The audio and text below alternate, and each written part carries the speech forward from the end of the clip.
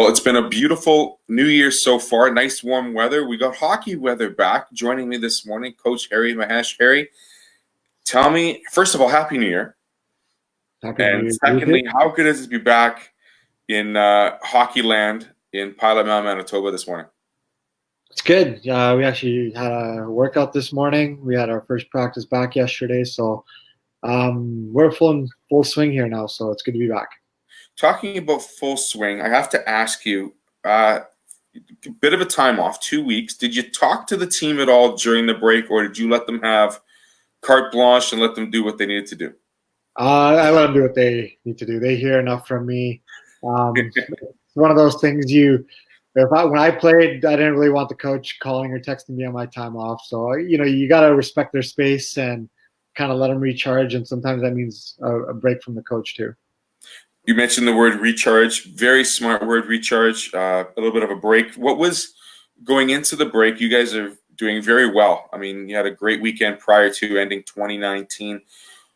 Personally, for you, what were you looking forward to in the couple of weeks away from home? A little vacation, a little bit of time at home. What was the best part about being away from the rink?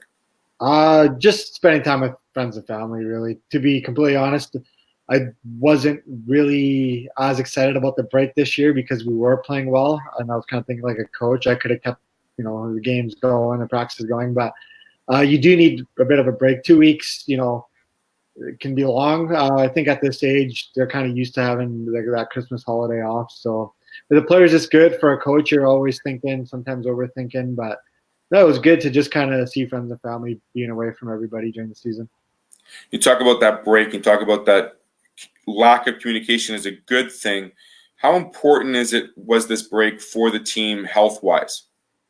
It was really important. My main kind of message during the break was, come back healthy. We had a little incident. One of the girls had a snowmobiling accident, broke her wrist, so she'll be out for a couple weeks. So, it just means other players gotta kind of step up. She was playing really well going into the break, literally, I guess. But it was one of those things where now everybody needs to kind of contribute. Like I've said a lot, this team only wins when everybody's pulling the ropes. So everybody's gonna have to pull a little bit tighter.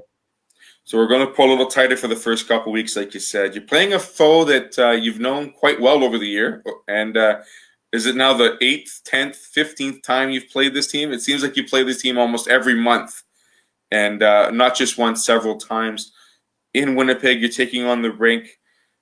What have you learned over the course of this season about that team and how well your team is now playing against them, where the games at the beginning of the year weren't as close, whereas now they're like neck and neck, and you're battling to that final buzzer? Yeah, I think for us, that's kind of a mental hurdle more than anything else. We've seen those scores. We've had close games with them before and then come out and not played well the next game. So it's just finding consistency in our game. They're a good team. They kind of bring the same thing every night. And I feel like the score kind of dictates our performance more than theirs. So if we can feel like, the games we've won, if there's progress there, then you got to show it against the top teams too. So, I think it's more of a mental thing. The time off is not going to be an excuse. I don't know what they had for time off. I assume it'd be somewhat similar. So, the first game back, we got to pick up where we left off. So the preparation for this week, are we hitting the ice every day? Are we doing dry lands? What's the plan for this rest of this week? We got 5 practices. We'll work out probably every day too. I told the girls, when they first got here in September, that first week, it was tough, it was hard, but through the last few months, they've seen the benefit. So the first couple of days will suck, but they know that the results will be there if they stick with it. So it's not the most fun getting back into shape, but they know that's necessary, and they're doing the work. Is that the hardest thing, getting back into a schedule or routine after having a 2-week break? No, the first 2 days, that's kind of all it is. But then the kind of mind and body kind of resets and picks up where it left off. But it's just kind of that first day back. And then we got that out of the way yesterday. Today we had our workout. And for me, it feels like things are back to normal. For the players, it might take today, tomorrow. But yeah, it's not too bad. Then Saturday will be another kind of test to get back into that game speed. So we'll see how it goes.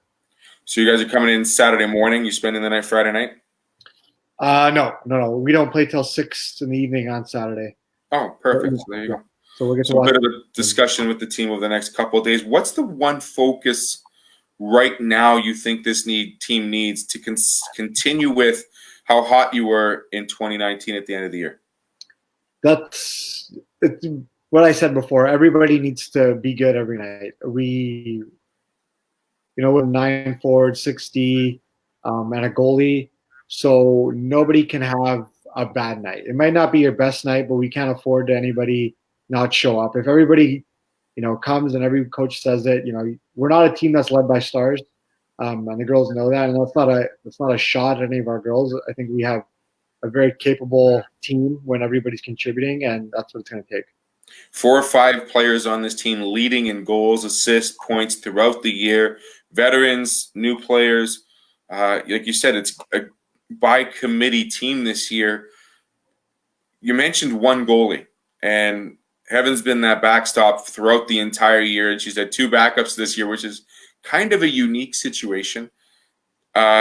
Obviously, you would love to have a second goaltender for that just-in-case moment. Is Heaven ready for the challenge? Yeah, I think so. She was on the ice yesterday, and she got put through the paces. Being the only goalie in practice it's tough. I think the games are actually easier for her than the practices are right now. But no, she's a gamer. She worked out during the Christmas break. She came back in as good as shape. So I'm not too worried about her. When she's there in that, the team feels good. So I'm happy to have her back there as much as we can. Perfect. So we're going into this weekend. You play this team actually 3 times over the next 2 weekends, I believe. 4 times. I'm going to ask you to finish this sentence for me, Harry. The team will do what in 2020? The team will continue to improve. The team will continue to kind of show they belong with anybody we play against, and the team will surprise some people. The surprise is I'm glad you mentioned that, because you go to the rinks. You hear the comments made by parents, by third parties that watch the game on and off the ice and through webs, of course, and web shows. They're very impressed with the improvement thus far with this team, as well as the fight throughout. We talk about a 60-minute game. We've always talked about 60-minute game. How has that improved over the course of the beginning of this first half of the season?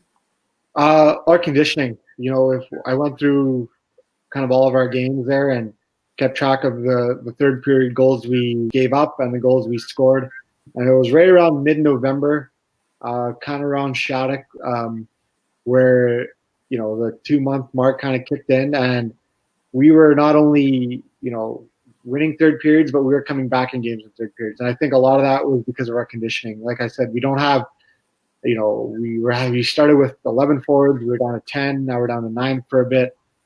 So that is, really important for us, especially when you have less players.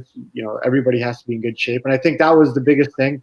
It's one of the things the girls don't always want to believe, because it takes a lot of extra hard work to be in good shape. But you can't deny the fact that, when these girls put in the work off the ice, it was showing late in the games, and I think conditioning was the main factor.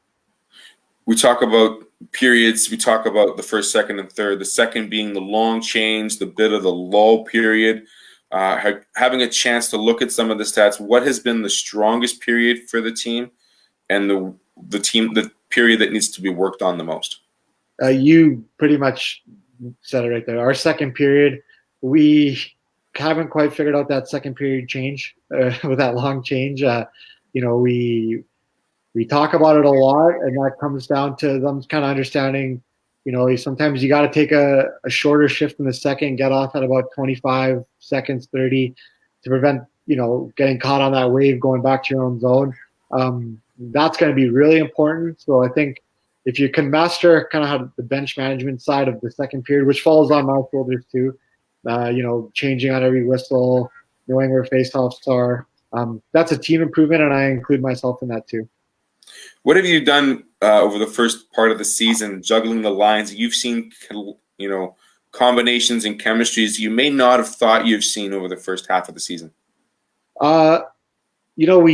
I kind of, when I find something that works, I like to keep together. I like the consistency, but it's recognizing when there needs to be a change.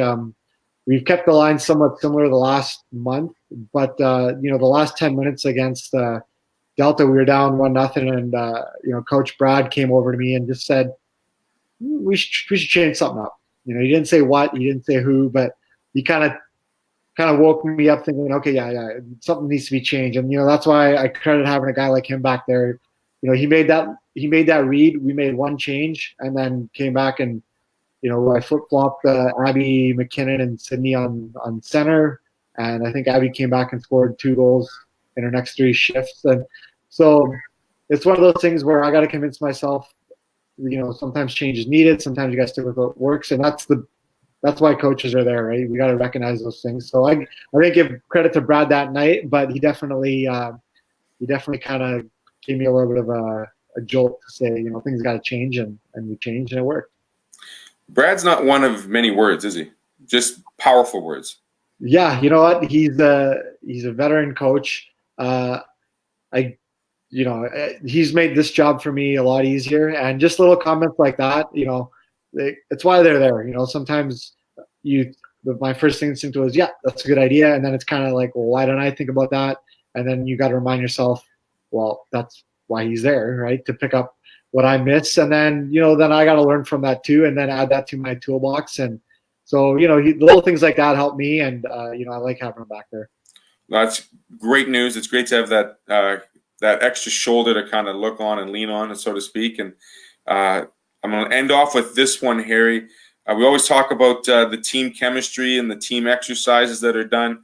Have you thought about your reintroduction to idle or helping the girls out with any type of ultimatum for finishing off this season? I mean, you're 8-8-1 in CSSHL action. Say that 5 times fast. Is there a little prize at the end of the road should something happen for these girls to see the coaches do something spectacular? Yeah, you keep winning, you'll get to watch us raise a trophy and a banner at the end of the year. There you go. Coach Harry Mahesh, the politically correct answer, the team answer, as you put it. Off to Winnipeg to play the Rink Hockey Academy twice, Saturday and Sunday. Are you playing at the Rink Training Centers, I believe? Yeah, on the Saturday, and then I believe we're at the Southdale Community Center on the Sunday. Okay, so should be a good tilt both days. Good luck this weekend, and we'll catch up with you in a couple of weeks, I'm sure, and we'll touch base after these 3 games with the Rink. Coach Harry Mahesh joining me this morning here from Pilot Mound, where it's probably about minus 20-something outside. Something like that, yeah. The rink is probably just the same because it's very well insulated, of course. And yeah. I forgot to ask, have you ever had a chance to check out the new theater that was opened up last month? Or I've been inside. I haven't seen a movie. I'm planning on going. I believe they're playing Frozen 2 this weekend, so I might skip this weekend's movie and then try to catch one next weekend. Right on. So we're hoping for a little, perhaps some Zombieland 2 or something. I don't know what's out there for guys. Maybe Rambo: Last Blood. Yeah. That's always a good one for the boys, right? Oh. Right on, Coach. Thanks very much for joining me. Good luck this weekend. We'll talk to you soon. Sounds good. Thank you. This has been the Pilot Mound Hockey Academy show with Coach Harry Mahesh this morning on ASTV.